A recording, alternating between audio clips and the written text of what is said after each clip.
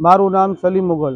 હાલ ધોરાજી શહેરમાં વાતાવરણ પલટાને કારણે ધોરાજી શહેરના સરકારી હોસ્પિટલ ખાતે મોટી સંખ્યામાં દર્દીઓ ઉમટી પડ્યા છે અને લોકો માંદગીના ખાટલે છે। ત્યારે ધોરાજી સરકારી હોસ્પિટલ આશીર્વાદ રૂપ બની હોય એવું સ્પષ્ટપણે દેખાઈ રહ્યું છે। હાલ વાત કરીએ તો શરદી, તાવ, ખાંસી, ઉધરસ જેવા અનેક રોગ દેખાઈ રહ્યા છે લોકો વચ્ચે। હું ડૉક્ટર જયેશ વસેટિયન SDS ધોરાજી ખાતે અધિક્ષક તરીકે ફરજ બજાવું છું। હાલમાં અમારી હોસ્પિટલ ખાતે અંદાજે દરરોજના 601 દર્દીઓ ઓપીડીમાં લાભ લે છે।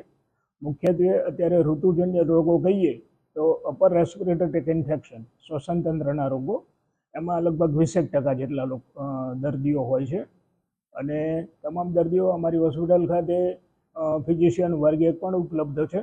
અંદાજે અમારે જોઈએ છે ગુજરાતમાં વધારેમાં વધારે ઓપીડી અમારી હોસ્પિટલની હોય છે। પહેલા કેટલા દર્દીઓ થતા હતા, અત્યારે કેટલો વધારો છે? અત્યારે કહી શકાય કે 15 થી 20% વધારો છે। મોસ્ટલી ARI, શ્વસન તંત્ર, અપર રેસ્પિરેટરી ઇન્ફેક્શનને લગતા શરદી, ખાંસી અને વાયરલનું પ્રમાણ વધારે છે। તમારું નામ અને વિચાર?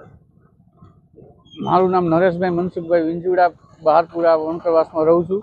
સરકારી હોસ્પિટલે અમે પણ શરદી માટે આવેલા હતા અને અહીંયા બહુ ટ્રાફિક અને લાઈન અને બહુ દર્દી છે અને સરકારી દવાખાનામાં બહુ સંખ્યામાં દર્દીઓ છે। વાતાવરણમાં પલટો આવતા ઘણી બધી પબ્લિક અહીંયા સરકારી હોસ્પિટલની સારવાર લે છે। સરકારી હોસ્પિટલનું કામ બહુ જ સારું છે અને લાઈનો પણ લાગી છે, તમે જોઈ શકો છો, બધે લાઈનો છે, ટ્રાફિક છે અને સારા એવા ડૉક્ટરો છે અને તપાસ પણ વ્યવસ્થિત કરે છે।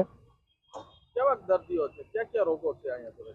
અહીંયા રોગોમાં તાવ છે, શરદી છે, ઉધરસ છે, આવા બધા ઘણા બધા વાયરસ રોગો અને વાયરસ તાવ અને એવા બધા રોગો છે।